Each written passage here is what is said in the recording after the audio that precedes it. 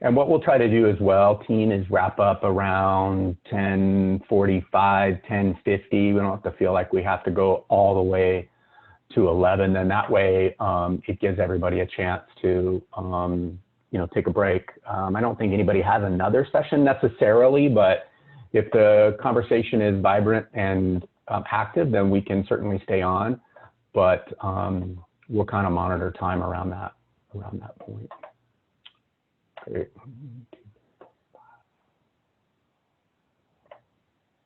All right.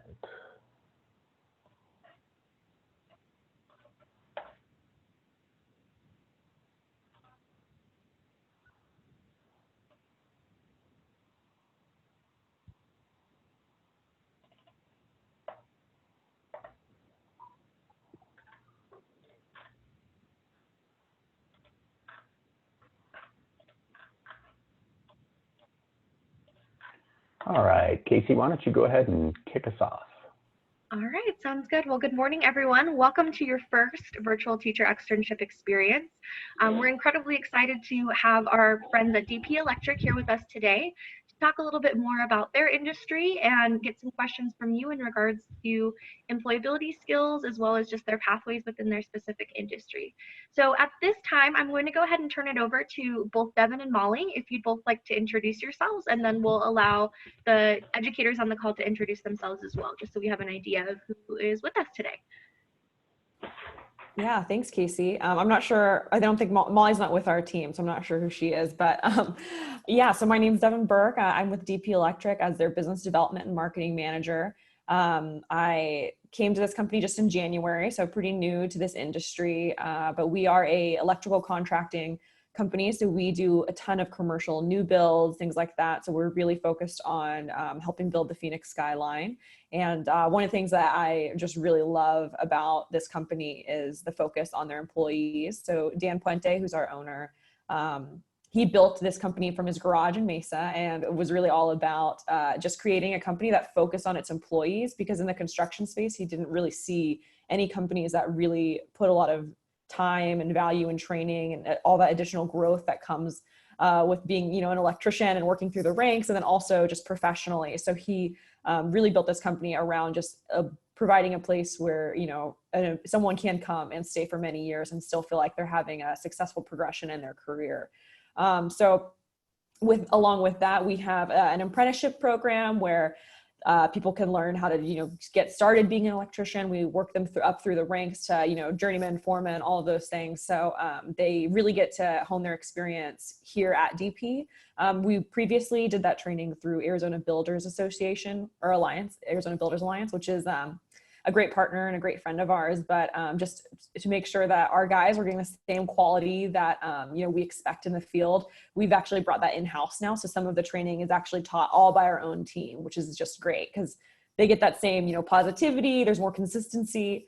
So that's one of the things that we really value a lot here. We're really into giving back to our community as well. Obviously, this whole company started here in the Valley, and that's really where we do our primary business. So Dan has a great focus on giving back to this community. We're members of the Tempe Chamber. We just did a huge donation drive for St. Mary's where we raised $6,500 to donate to them during these, crazy times and, people having challenges with getting access to food. We've also in normal times, we do like Ronald McDonald stuff with our staff where all of the guys, whether they're in the field or they're here in the office, they can all come together and make some meals for some of the kids that are staying there. But yeah, it's been a crazy couple of months. Obviously, I've just been here since January, but I know for me, really in my role, some of the biggest things that I focus on is business development, which is really just relationships.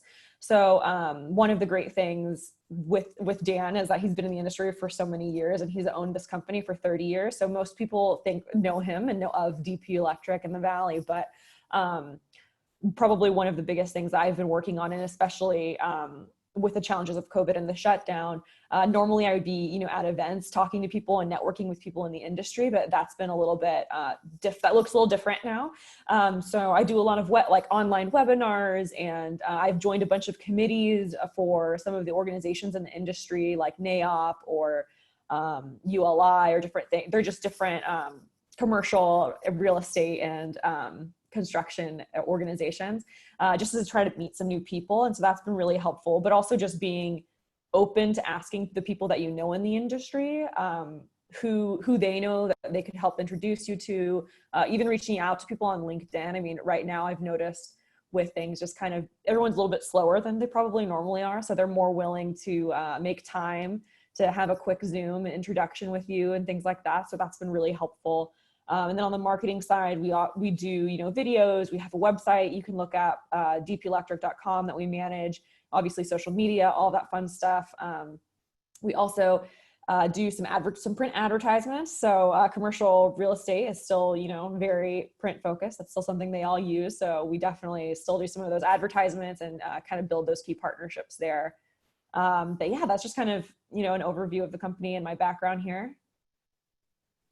Excellent. Well, thank you so much for that. That definitely gives us some insight into kind of what your role is, which is definitely appreciated. So I would love the educators on the call, if we'd like to just go around really quickly, share your name, where you're from, and then also what you teach, just so that way we can give Devin some background on where you're coming from, and then we can kind of go into some questions from there.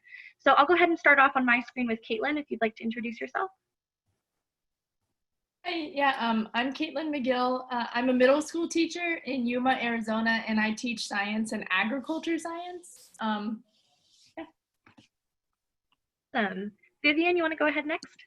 Yes, I'm Vivian Knight. I teach accounting at Pima Community College here at Tucson, Arizona, and I'm also the department head for business. Thank you. Awesome, thank you. Annette, you'll go ahead and go next. Hi, my name is Annette Wright-Smith, and I teach pharmacy support services, which is pharmacy technician, at Metro Tech High School in Phoenix, Arizona, and that's Phoenix Union High School District. Excellent. Iris, if you'd like to go next, please. Hi, everyone. Good morning. My name's Iris. I work for study here in Yuma, Arizona. I teach the medical assistant program, along with phlebotomy, CPR and aid. Awesome, thank you. And then Molly, my apologies. I thought you were with DP Electric, but if you'd like to go ahead and introduce yourself. Hi, I'm Molly Fusell, and I teach business and marketing and economics at Shadow Ridge High School in Surprise. Excellent, thank you. I have really bad Wi-Fi out in the middle of nowhere, so the video, I try to keep it off because it sucks it up. That's no problem at all. Completely understand. Well, Devin, as you can see, we have a variety of teachers with some different backgrounds. So we'd love to hear a little bit more about just your pathway. I know that you've probably had some previous experiences before DP. So how did you find yourself in this space and in this role? Just tell us a little bit more about your background. Yeah, so I went to ASU for my undergrad, and you know, I always thought that I was going to go back to California after I graduated, but I met my husband in college. So, you know, we moved in together, the whole thing, and then figured out I was staying here. So I started applying for jobs like crazy. And actually my first job was as a social media coordinator for a network marketing company down here called Isogenics.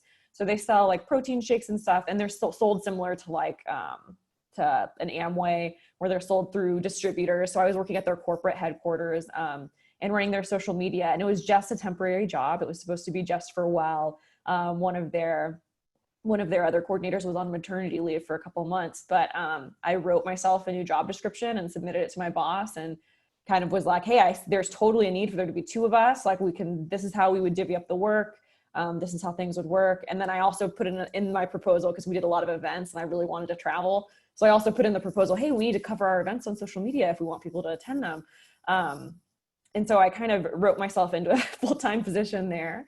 And through that, started traveling to different events and things like that. And, you know, my dad raised me to just always kind of jump in and help wherever things were needed. So during the course of my time in social media, the events director saw me pushing black boxes and helping gather donations and just kind of jumping in and filling needs wherever I really saw a hole. And so she approached me at the end of my first year in social media and said, told me, hey, you know, whatever position you want on my team, whatever you want to do that you think, you know, would be valuable for events, just let me know and it's yours. So again, I wrote myself another job description to oversee our communications and really help with just like email marketing. So kind of along the similar vein of what I had graduated for. And through the course of my time in events, I'd always joke I built like a little mini empire where, you know, I went from just doing communications to doing communications and registration and then production. And then just kind of always adding just a new tool to my toolbox, and just making sure every year I was adding something new to my resume. And then I was recruited into their sales team from internally recruited, I guess. So I was doing their sales training, developing tools for the people in the field, things like that. And then I was there for a couple of years in that position, and I just started to feel like I had hit the ceiling. There was no more real opportunities there for me. I didn't feel like I was adding new things to my resume anymore. I felt like I was doing the same things day in and day out, and I was very comfortable with what I was doing. I felt like I was an expert in it, and I could do it with my eyes closed, basically. So that's kind of when I decided to just start looking for new opportunities. It was a really hard decision. I really loved working for that company, and, you know, I made some of my best friends were from that company. And yeah, so I just started applying, and I knew that I wasn't going to just leave for anything. And I interviewed for this job here with DP, and I just remember being blown away by the family feel of just how close everyone was. And it was just some of what I was missing at Isogenics after they had grown so large. So yeah, I definitely never saw myself in construction, but yeah, here we are, and it's been great. Awesome. Well, that's an impressive background and a lot of definitely really good information. So at this time, I'd love if any educators on the call have any questions, we'll go ahead and open up for those, and then we'll go from there.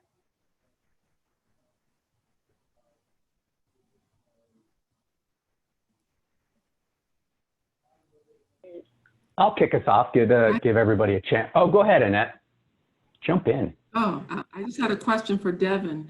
At Metro Tech High School, we do have many CTE programs, and we just started a electrician program last year. And so I think it's called Electrician Apprentice or Electrician Assistant. And so it's brand new. And so I would love to share your information with the new electrician apprentice instructor, because I did hear you say that you have a... Oh, I think you muted yourself on accident, Annette. I'm sorry. I did hear you say, I believe, that you have an apprenticeship program for electricians at your at DP Electric. Is that correct? Yeah. I would love that. That'd be great. Okay. So it's a brand new program. I think we have like 20 or 30 students every year that are enrolling in this one-year program. That's awesome. I know. And that's one of the big challenges. Another one of the organizations that we're really involved with is called Build Your Future Arizona. And they have a great website too, just about the construction industry and how, you know, there is going to be a huge shortage of jobs. And, you know, people, especially I think students, they think of like construction and, you know, I mean, I certainly did when I was applying for this job, is they think of construction as, you know, something that you don't really want to get into right out of high school. But in reality, we have tons of people working both in our office and in our field who, you know, never got into all that debt from going to college, or still making a great income, and we're able to earn money actually while they were getting their schooling and training. So yeah, it's definitely a great path. I know one thing is we really are just focused in the Valley. We don't really do a lot of work in Tucson yet. That is somewhere we were planning on growing to. Yeah. So I would love that. That'd be great. Yes, we have a construction program as well. Awesome. Mm-hmm. I know we need more of that.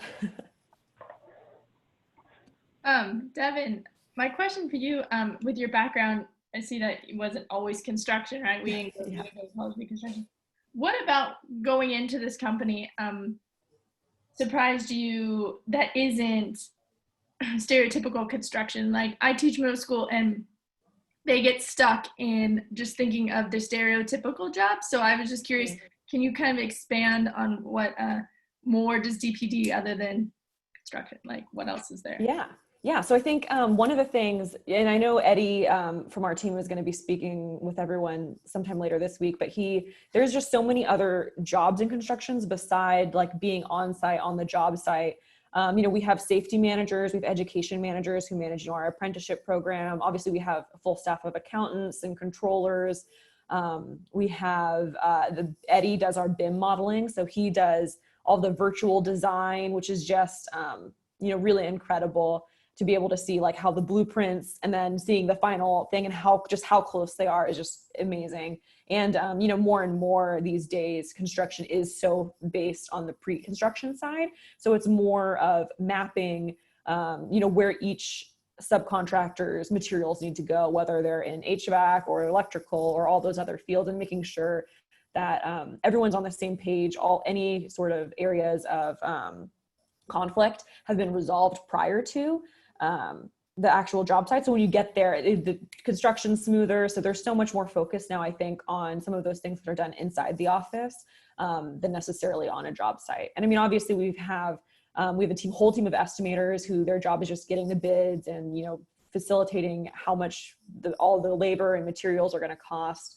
I mean, we've got a full team over here. We've got a whole operations team too, who obviously are project managers and things like that, who work directly with the clients. I think one of the things that really surprised me about construction was how social it is. I think that I was expecting it to be very much like, I had a joke with one of our operations guys. So I was expecting it to be like a bunch of old crusty men who, you know, just grumpy and whatever, but it's very, I mean, like all the marketing and business development people like host happy hours and events because it is so who you know based. So when I first started, obviously before COVID, there was, you know, tons of happy hours and lunches and, you know, it's really just about building relationships. And I think that was something that I did not expect at all about construction, but happily surprised. How big is your company? Yeah, so we have 300 employees right now. So looking to continue to grow. Obviously, with everything with coronavirus, there's a lot of uncertainty going on. Construction we haven't seen been too badly affected by it quite yet. However, still looking to build up our backlogs and things like that for the years to come. So I see a question in the chat. Devin, do you work in hiring at all or that process? Yeah, so, so I came into this position. I don't necessarily hire. I haven't done any hiring for DP, I should say. In my previous positions, I managed teams up to 6 people in size. So certainly have done that in the past. Yeah. Devin, this is Molly. To follow up, that was my question. Yeah. Let me see if my video will work. There we go. To follow up with that question, my business partners tell me on a regular basis that they don't care if the kids have business skills or Microsoft Office skills or job skills. They care that they have all those soft skills because they can train them the way they want to train them. Is that accurate in your field?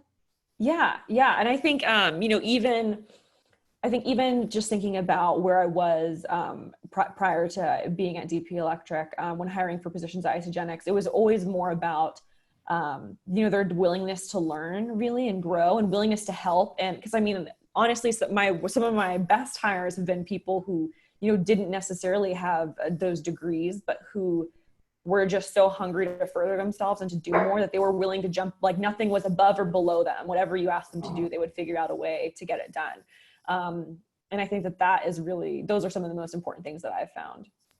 So as long as they can come in and they've got the ethical skills and they can communicate and all those soft skills, you'll train them because they'll end up being your best workers. Right. Yeah. Okay. And I mean, obviously there's jobs where that's not the case. I mean, you can't like come in and Right. do modeling without any, you know, experience in that stuff. So I mean, I think it depends on the position, but for like entry level Okay. stuff, yeah, of course. Okay. Also have another question in the chat. If you could elaborate a little bit more on what types of construction work you do, if there's any big projects that are going on right now. Yeah. So we focus on commercial real estate. So while we don't do housing and things like that, we do a bunch of large projects. So we've done everything from, you know, hospitality, hotels. We've done stuff in healthcare. We've done stuff at schools. We are actually getting ready to bid for a project with ASU. We do a lot of corporate office. That's been a really big market for us in Phoenix lately, with so many new companies deciding to move and make their headquarters here, which is so exciting. And then also data centers, especially in this time with coronavirus and everything kind of moving digitally and in the cloud. That's been another really big sector for us. And aviation too. We do tons of work at Sky Harbor. So we did some stuff with Terminal 4, working on Terminal 3 now. So yeah. Devin, oftentimes parents can be a barrier to students entering into certain fields. There's these preconceived notions about, construction in this case. If you had the opportunity to share with some parents about, not only your own experience, but why students and parents shouldn't be afraid about going into the construction field, especially when you hear about, ups and downs and, layoffs, those kinds of things, sort of, what would be that message that you would like to share?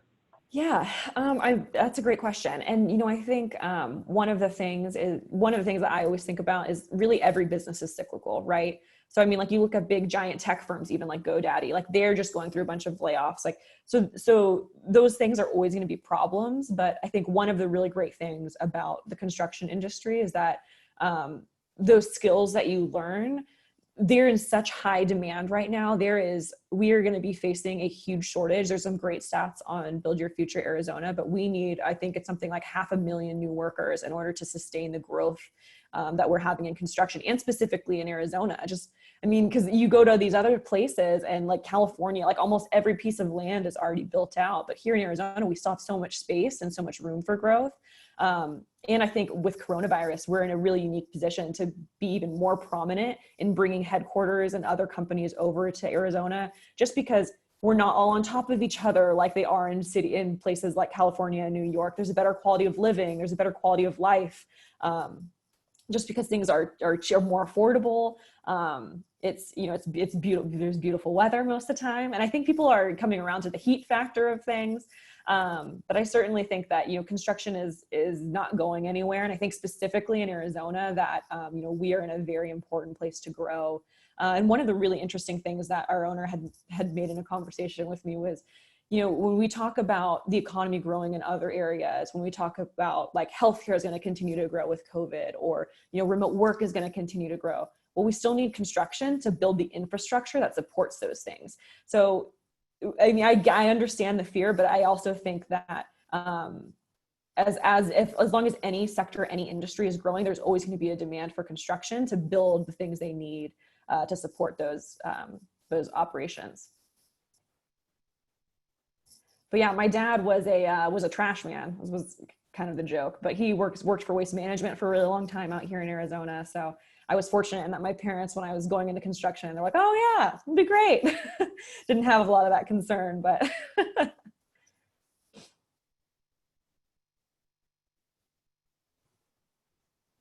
So you mentioned your parents being big supports throughout your journey and kind of helping you get to this point today.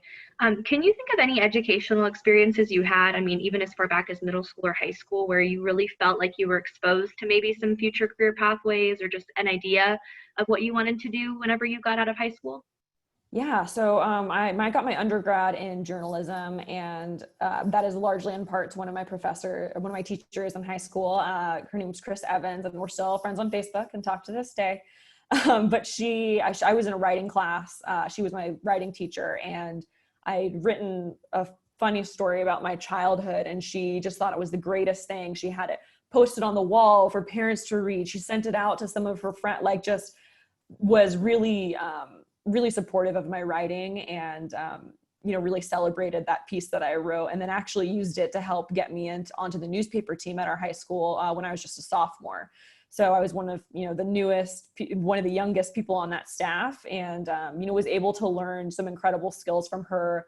I learned how to use Adobe to, whether it was through Photoshop or InDesign, laying out spreads and things like that. So so she was just an incredible support, and just really always helped kind of champion what I was looking for, and, getting me on the newspaper staff. And then, she wrote me my letters of recommendation for college for getting into journalism and things like that. So I'm sure she's bummed that I didn't end up in that space, but, but she was great at just helping encourage me to go after what I was interested in.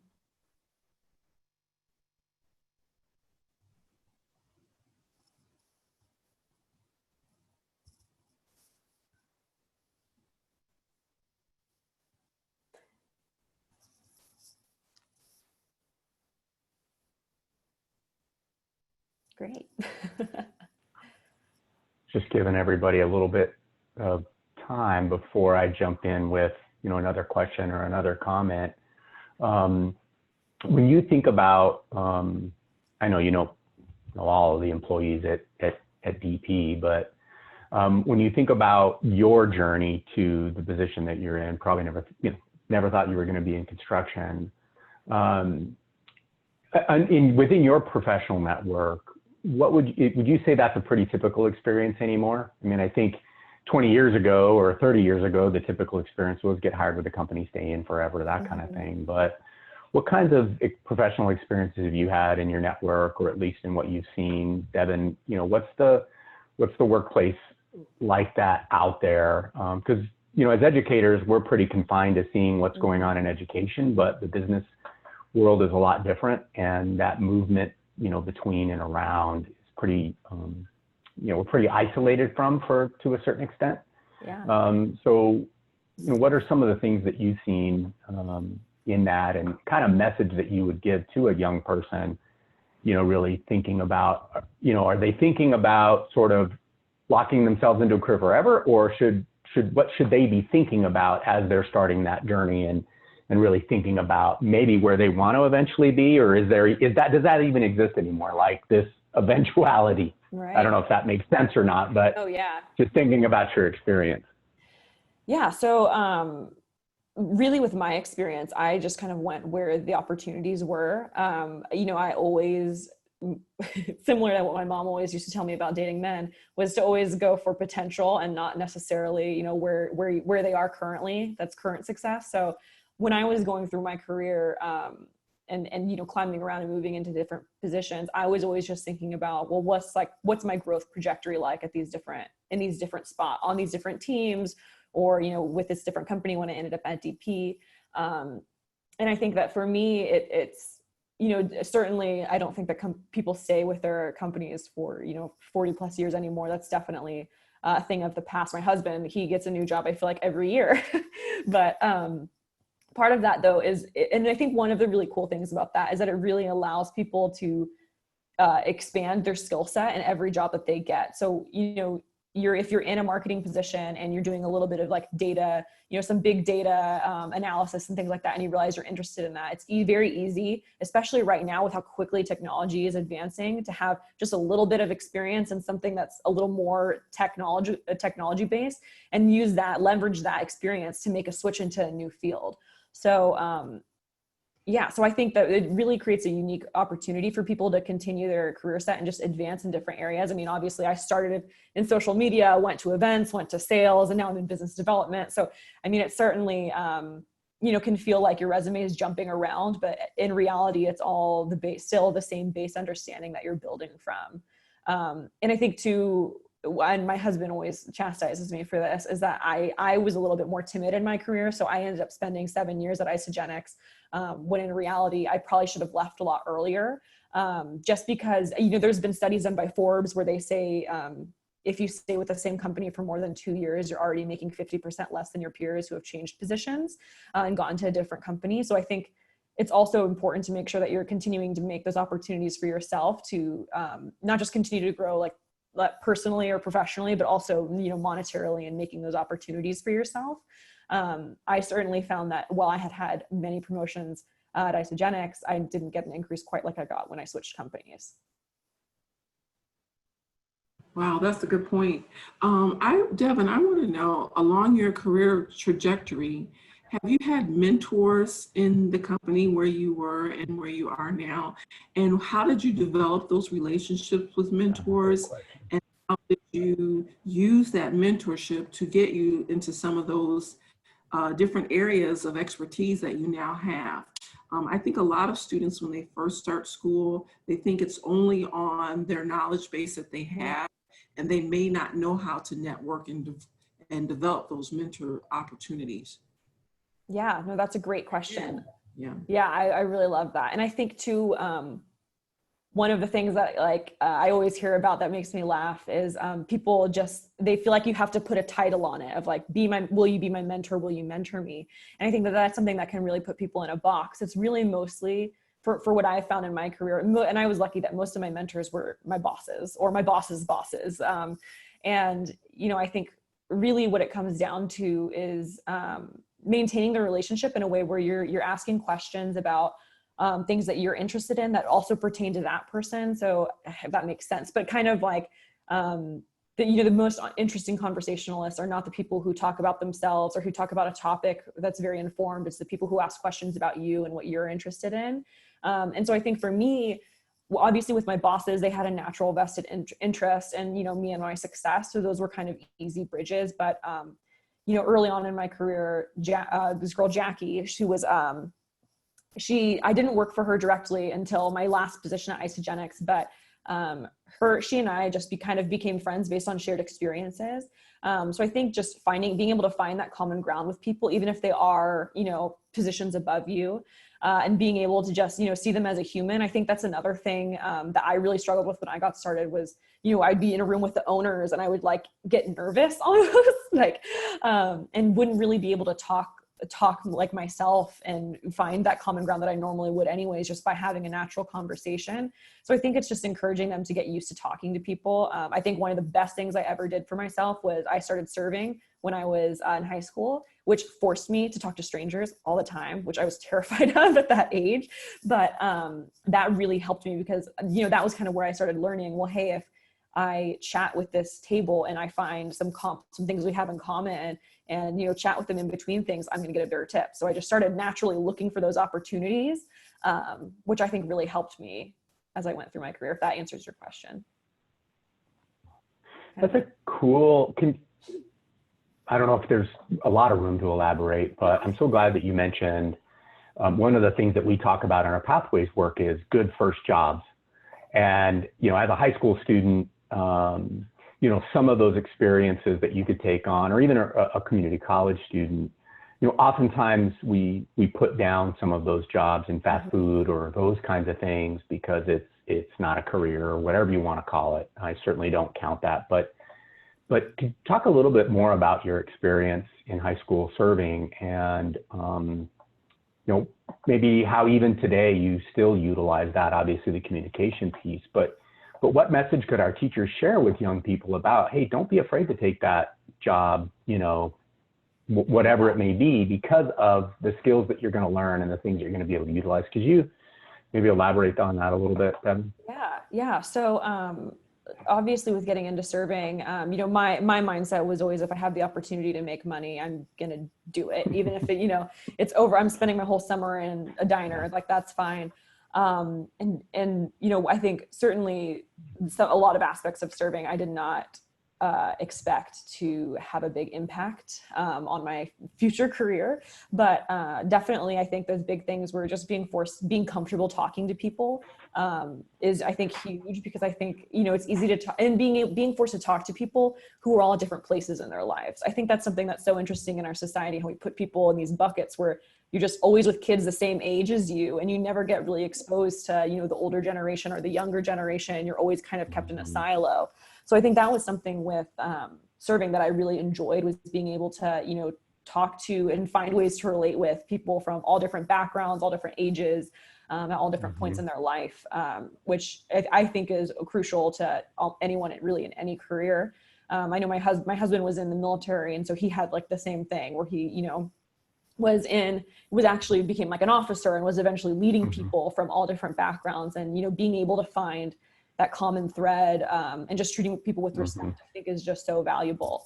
But yeah, I think too with, my dad always jokes that I get my time management from serving, of like, because you do your sweeps, and I think you learn how to group tasks together in a way that makes you more efficient and more productive at your job. And I think that's something that, while it maybe at the time applied to refilling soda and bringing ranch out, you certainly, that same concept can easily be applied to different things in your day-to-day life too. How important is that when you were looking at hiring folks, or if you were, in that position, those kinds of experiences? I mean, do you value those? Do you find that someone coming out with a degree that doesn't have those kinds of experiences, where would somebody with those kinds of experiences sit versus someone with maybe a slightly more prestigious degree or what have you? Yeah. So I think, honestly, at Isogenics, I hired most of my staff from customer care, just because they were talking to the people that we were going to be working for and providing tools for every day. So they had some just really relatable experience to what we were looking for. And not just that, but also the same thing, right? They're talking to strangers all day. They're getting comfortable with those kinds of conversations. And especially in customer care, they're challenging conversations a lot of the time. And so, yeah, I mean, I certainly think like degrees are great on paper. You know, and I certainly got a lot of value out of my degree at ASU, but, you know, do I look back and say, I learned this one thing and I use it every day now? You know, most of those things are stuff I learned in high school, or, you know, stuff, you know, there may be a few things from my education, but there's a lot of things I look back where I'm like, I took anthropology for, you know, 3 semesters. Like, what do I use from that in my real life? Not really anything.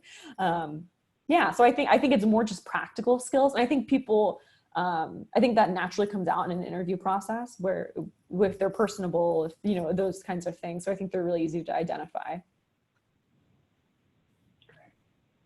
I have a question for you, Devin. Yeah. Did you do any internships or externships in high school or college? And if you did the school find those for you, or did you find them on your own doing research, or was it through a professor? And if you didn't, do you wish you had have done internships or externships? Yeah, that's a great question. So in high school, I went after an internship with the Orange County Register. So I was in California at the time. And it was not great. It was not very structured, and it was kind of like the wild, wild west. And I really didn't enjoy that one. However, in my college career, I did an internship with a company called Phoenix Marketing Associates for PR, and that was organized through ASU. And I certainly felt like I got a ton of experience from that. You know, they had me creating all of the social media content. They had me writing blog posts, taking photo. Like, I was just kind of running the gamut, and just kind of seeing what it would really be like to work at a marketing agency, which was really, really helpful.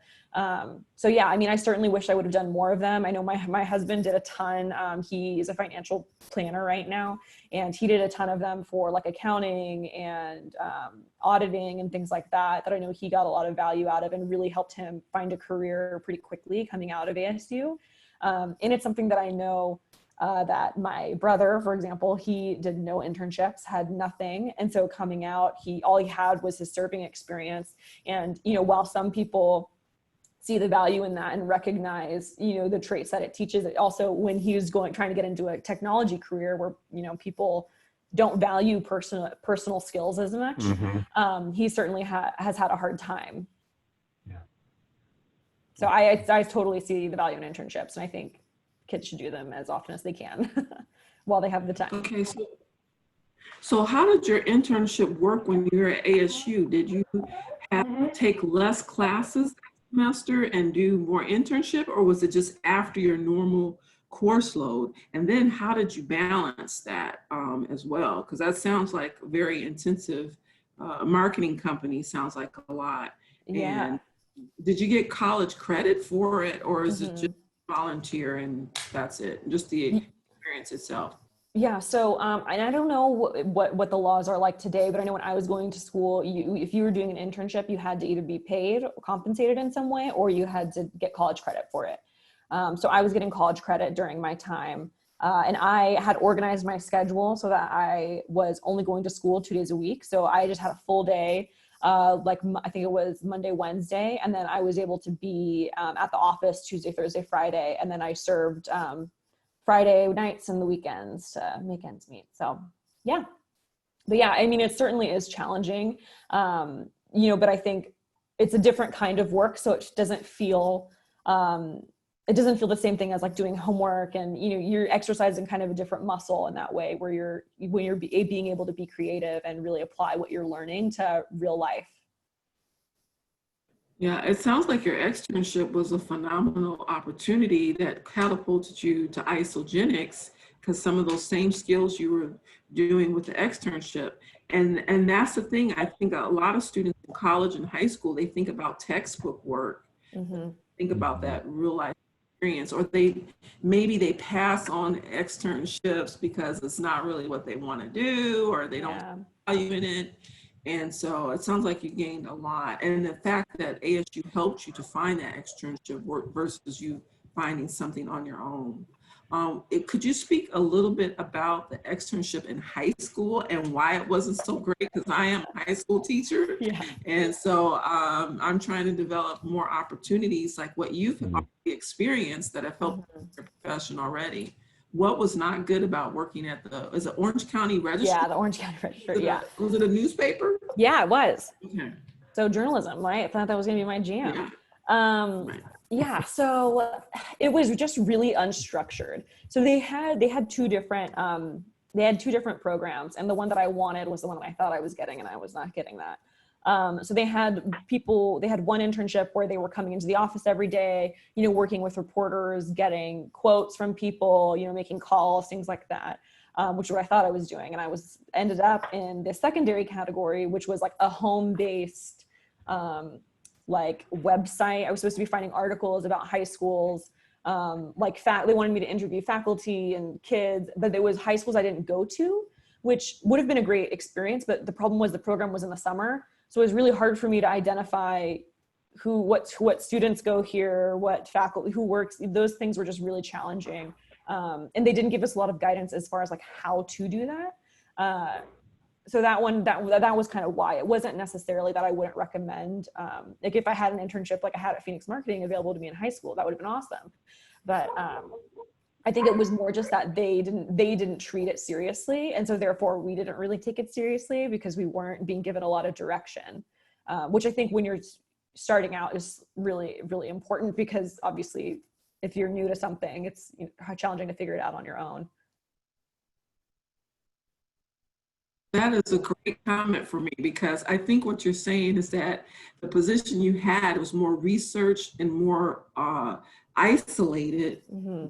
The position you wanted, which was in the field, hands-on with the professionals doing the job that you were currently interested in at that point in your career. Yeah. So that we think as teachers, any opportunity to learn anything outside of being in a classroom is a good thing. So, but that just distinguished the difference for you and your personality, your career, your interests, that any externship opportunity or internship opportunity may not be great for our high school that needs a lot of structure or just more mentoring, day-to-day interactions.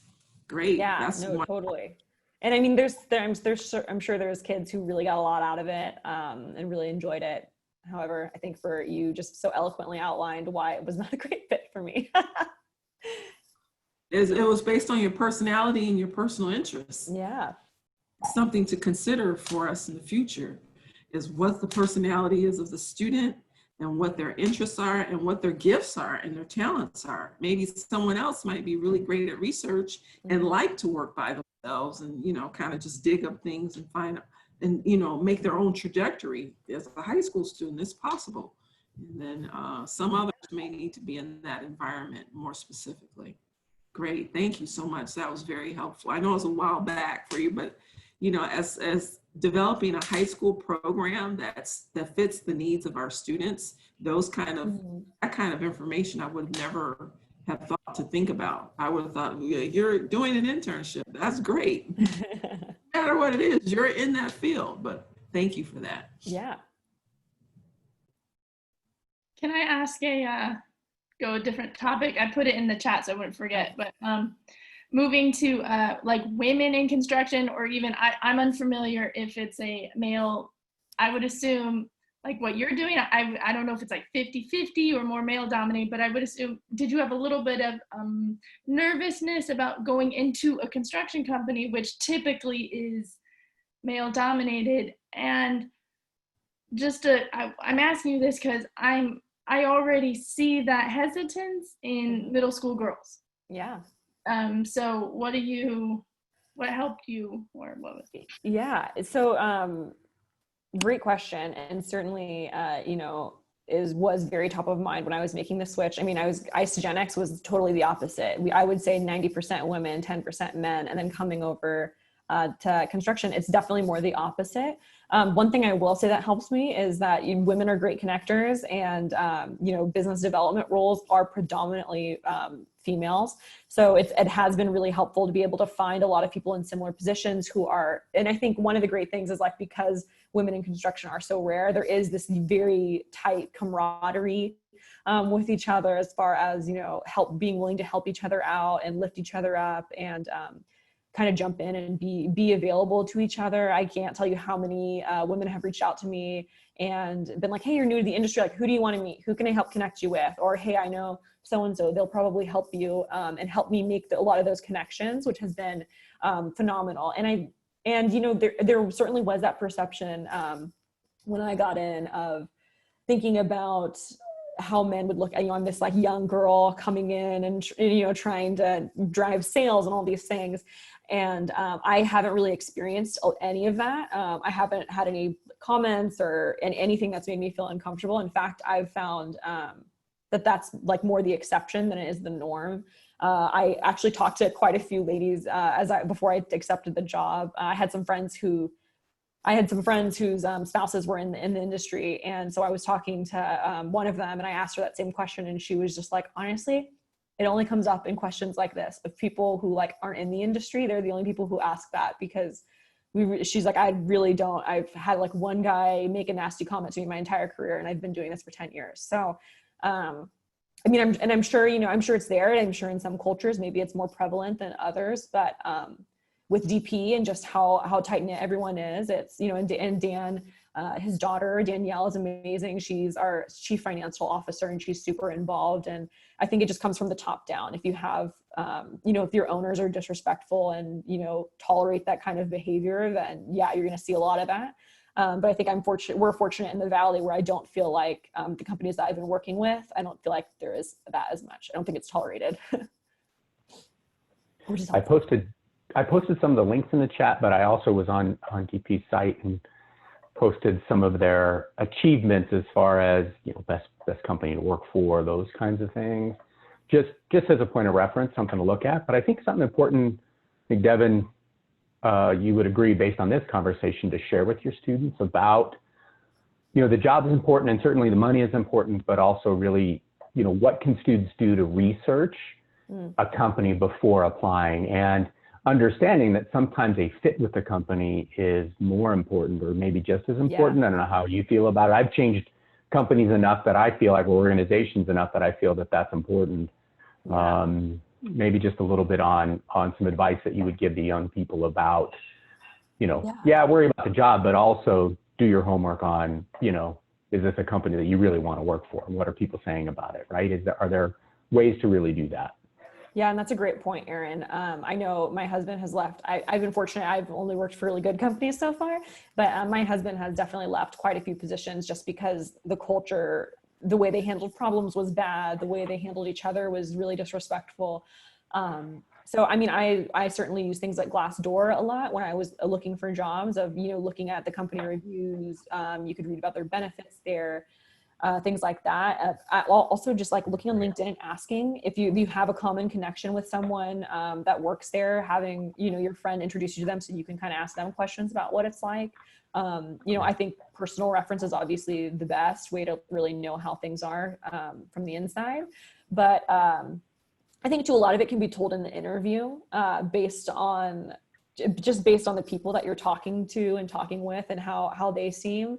I always tell people that, like, my two favorite questions are always like, what's your favorite thing and what's your worst favorite thing?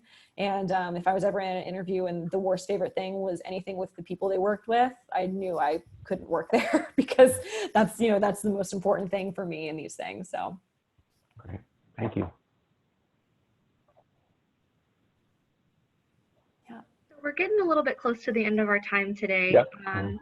So definitely want to thank you, of course, for your time, Devin, and speaking about your experiences. If there's one piece of advice maybe that we haven't covered today, or just anything you want to really drive home in general, with the educators here today, you have the opportunity to impact hundreds of students moving forward, since these teachers interact with so many students. So what would that one piece of advice be, I guess, or what was something that you really just want to make sure Yeah, putting the pressure on, huh? Yeah, I mean, I think the biggest thing for me is just don't be afraid. Don't be afraid to ask for the opportunity. Don't be afraid to ask for more money. Don't be afraid to change careers if you're not happy with what you're doing, or to change companies if you're not happy where you're working. I think that so many people force themselves into feeling stuck, and you know, you're the only one who can change that. That's probably not as eloquent as I wanted it to be, but yeah, I think just not being afraid to jump and to make a change, especially when you see a great opportunity. Also, a quick snippet, maybe not the most important thing, but another important thing is to always be looking and open to new opportunities, because you never know when you're going to need to make a change or want to make a change. And if you haven't been actively looking and applying, or just keeping your eyes out for a job that, you know, may be your dream job and you just don't know it yet until you see it posted, you know, those are just important things. Just always keep an eye on. Yeah. Awesome. Excellent. Great. Well, thank you so much for having me. Yes, thank you so much. Erin, anything you have to add? Thank you.